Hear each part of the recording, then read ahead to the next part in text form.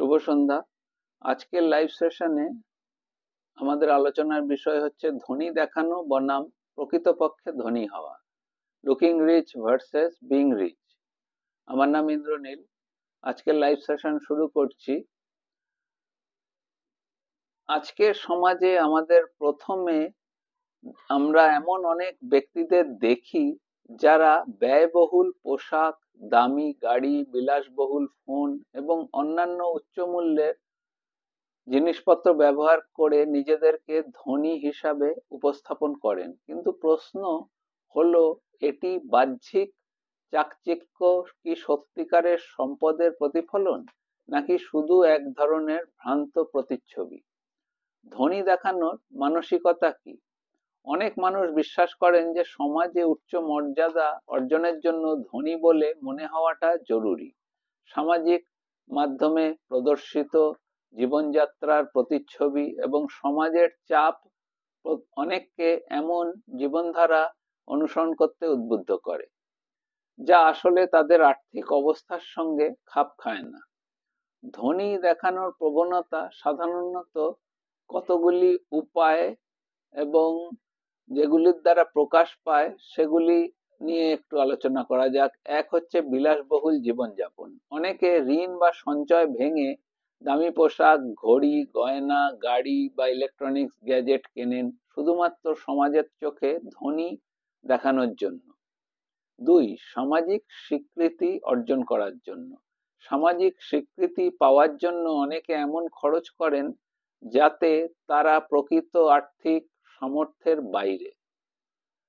অনেক সময় বন্ধু বান্ধব এবং পরিচিত মহলে ধনী বলে প্রতিপন্ন হওয়ার আকাঙ্ক্ষা মানুষকে ভুল সিদ্ধান্ত নিতে বাধ্য করে।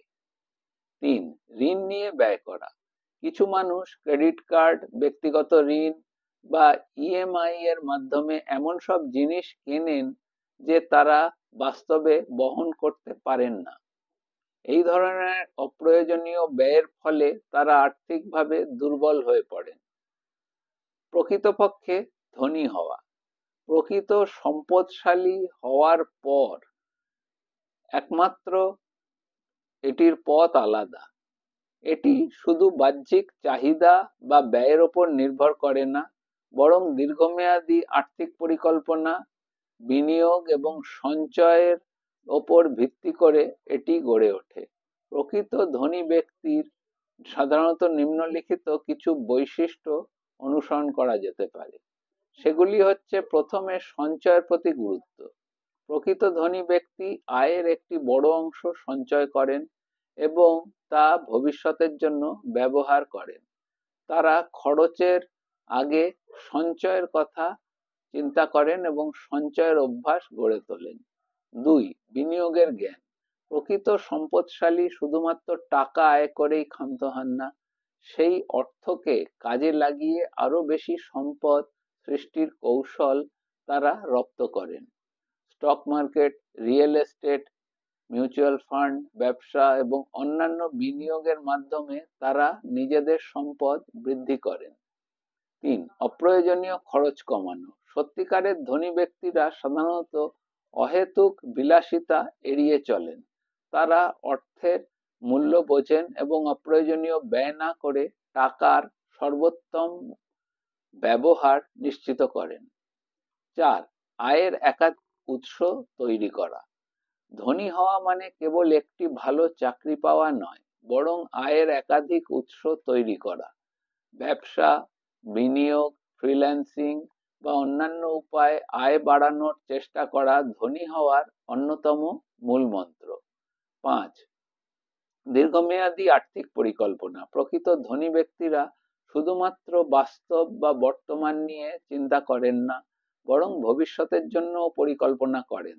তারা pension fund, insurance, tax planning, কর পরিকল্পনা এবং অবসরকালীন পরিকল্পনা, রিটায়ারমেন্ট প্ল্যানিং নিয়েও সচেতন থাকেন।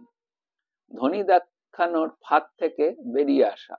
যারা কেবল ধনী দেখানোর চেষ্টা করেন তারা সাধারণত দীর্ঘমেয়াদী আর্থিক সমস্যায় পড়েন।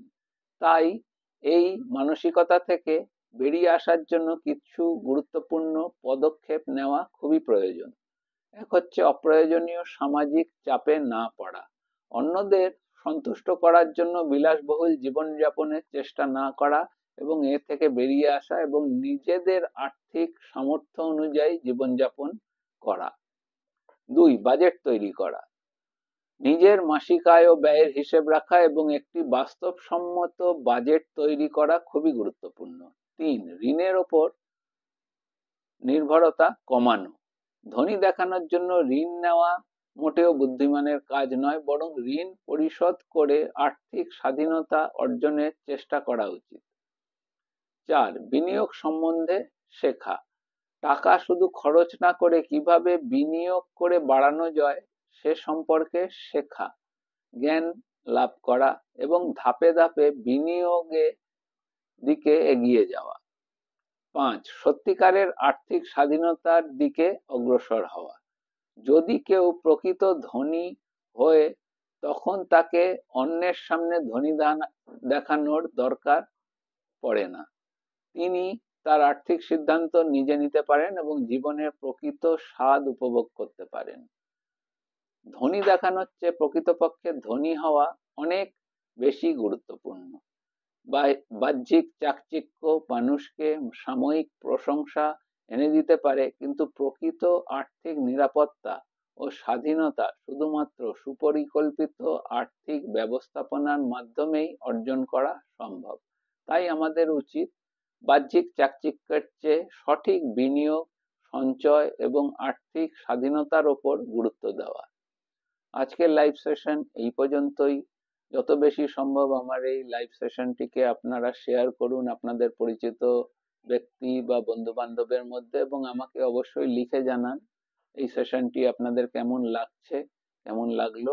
আর কোনো নতুন টপিক সম্বন্ধে আলোচনা করতে চাইলে বা শুনতে চাইলে সেই টপিকটি আমাকে লিখে পাঠান, আমি সেই টপিক নিয়ে আলোচনা উপস্থাপন করব আপনাদের সামনে এবং আপনাদের প্রশ্নের উত্তর দেব। সকলে ভালো থাকবেন, শুভরাত্রি। তৈরি থাকুন পরবর্তী লাইভ সেশনের জন্য।